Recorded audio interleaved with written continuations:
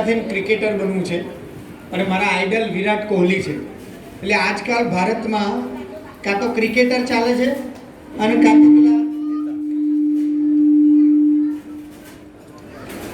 તો ક્રિકેટર ચાલે છે ને કાં તો પેલા અભિનેતા અને અભિનેત્રી ચાલે છે. એ બે જ ચાલે. એટલે અને આપણે બધાએ ક્યાંક ને ક્યાંક એવી રીતે દોરવાઈ જઈએ છીએ, હે ને?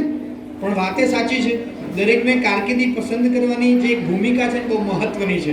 અને સૌથી વધારે સારામાં સારી કારકિર્દી હોય તો સ્પોર્ટ્સમેનની, કેમ કે એમને જે વસ્તુ કરવાનો આનંદ આવે એમાંથી આપણને આર્થિક પાસું પણ જનરેટ થાય, એનાથી કોઈ મોટી વસ્તુ આ દુનિયામાં છે નહીં. એટલે આપણે હિતભાઈ માટે આખા ગામ તરફથી શુભેચ્છાઓ છે કે ખૂબ સારું રમે અને ખૂબ મોટા ક્રિકેટર બને એવી આપણે હિતભાઈને શુભેચ્છાઓ આપીએ છીએ. હમણાં આપણા દેશમાં હજી થોડો કંઈક અવાજ ઓછો કરો, એનો ગેઇન ઓછો કરો એટલે વિસલ ઓછી. હા, હવે પેલો અવાજ વધારો એટલે ગેઇન ઓછું થઈ ગયું. Yes, thank you.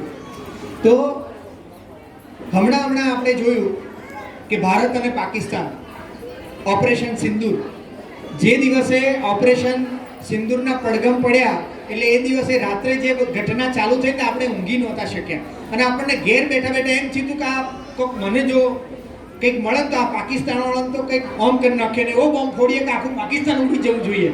અને એવી બધી ભાવના આપણા અંદર ભેગી થઈ હતી. પણ અમે લોકોએ એક બીએસએફમાં ટ્રેનિંગ કરી હતી ત્યારે એમને પૂછ્યું કે તમારે જ્યારે બોર્ડર પર સીધું લડવા જવું પડ્યું ત્યારે એમણે બહુ કીધું હતું કે સાહેબ બધી વાત સાચી, અમે બહુ સારું બધું બોલીએ, પણ જ્યારે બોર્ડર પર ફાઇટિંગ ચાલતી હોય ત્યારે અમારા જે ધબકારા જે રીતે ચાલતા હોય એટલે માત્ર જનૂન તો હોય, પણ જનૂનની પાછળ સાહેબ સાચું કહીએ ને તો એટલો ડર હોય કે ગમે ત્યારે ઉડી જઈશું. એટલે અમને આ બાજુ બંદૂક પકડી હોય પણ આખો પરિવાર દેખાય અને અમારા સગાવાલા દેખાય, અમારો ગામનો ગોદરો દેખાય, અમારા મિત્રો દેખાય, સતત દેખાય કે ફરી કદાચ નહીં પણ જોઈએ. એ કે સતત બેક ઓફ માઇન્ડમાં અમારું ચાલુ હોય. એટલે જ્યારે હું એક પુસ્તક વાંચતો હતો ભગતસિંહનું, અને એ પુસ્તકમાં સરસ લખ્યું હતું કે જ્યારે ભગતસિંહને ફાંસી આપવામાં આવી ત્યારે એમ પૂછ્યું તમારી છેલ્લી ઈચ્છા શું? ત્યારે એમના માતા એમને મળવા આવ્યા હતા અને માતા મળવા આવ્યા હતા ને એટલે ભગતસિંહે છેલ્લા પ્રણામ એમની માતાને કર્યા. માતાને એમ કીધું કે ભરી જવાની છે माता तेरी गोद से विदाई होता हूँ, मैंने तो दुनिया को जगाने के लिए असेंबली में बॉम्ब फोड़ा, लेकिन जागी नहीं दुनिया तो मर के जगाता हूँ. આવું ભગતસિંહે એ વખત કીધું હતું કે આ દુનિયા જાગી નથી એટલે હું મરીશ પણ જાગશે અને મને ખબર પડશે કે અંગ્રેજો શું ચીજ છે. તો દેશભક્તિ છે ને એ માત્ર વ્યક્ત કરવાની સાથે સાથે અંદરથી પણ આવી જોઈએ. આપણે બધા એમ કહેતા હોઈએ કે આપણે તો દેશ માટે આમ કરવું, સ્વદેશી માટે આમ કરવું ને બલબલી વાતો કરતા હોય ને, ચપ્પલ લેવા જાય, બૂટ લેવા જાય, ફટકડા લેવા જાય તો લઈને આવે બધા ચાઇનીઝ. ઉત્તરાયણે પતંગ ચગાવે એટલે ચાઇનીઝ દોરીથી ચગાવે. મોટી મોટી દેશભક્તિની વાત થતી હોય તો એ ના ચાલે.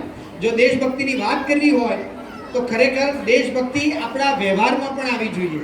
આમ ગામમાં જોઈએ એટલે પાણીના રેલમ છેલ જતા હોય અને ઘણી જગ્યાએ પાણી મળતું નથી તો એ પાણીનો બગાડ થાય ને એ તમારી દેશભક્તિની મોટા મોટી ઉણપ છે. આપણે બ્રશ કરતા હોઈએ અને બ્રશ ચાલુ રાખીને આ બાજુ નળ ચાલુ હોય ને એ આપણે દેશને નુકસાન કરી રહ્યા છીએ. આપણા દેશના વિરોધી છીએ આપણે. ખરેખર દેશ માટે નહીં. ગાડી લઈને જતા હોય અને છોકરાઓ પડીકું ખાઈને કાચ ખોલીને સીધું રોડ પર નાખવાની, માવા ખાઈને પડીક ગમે ત્યાં નાખવાના, તો એ આપણે એ દેશનું અપમાન કરી રહ્યા છીએ. આપણે દેશને નુકસાનમાં લઈ જઈ રહ્યા છીએ. ખરેખર જો દેશભક્તિ હોય ને તો આવા જે નાના નાના કામો છે ને એ બહુ મોટા મોટી દેશભક્તિ છે.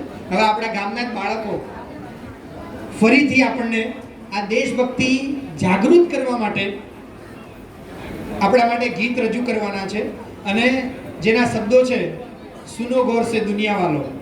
તો આવો રિદ્ધિ ચેલાભાઈ પ્રજાપતિ, આરોહી અલ્પેશભાઈ, પ્રાચી ચેલાભાઈ, પ્રિશા અલ્પેશભાઈ, જીનાલી કીર્તિભાઈ અને એક નામ મને ધારા કિશોરભાઈ, આ બધા જ આપણી સામે રજૂ કરશે દેશભક્તિ ગીત અને જેના શબ્દો છે સુનો ગૌર સે હિરવાણી વાલો.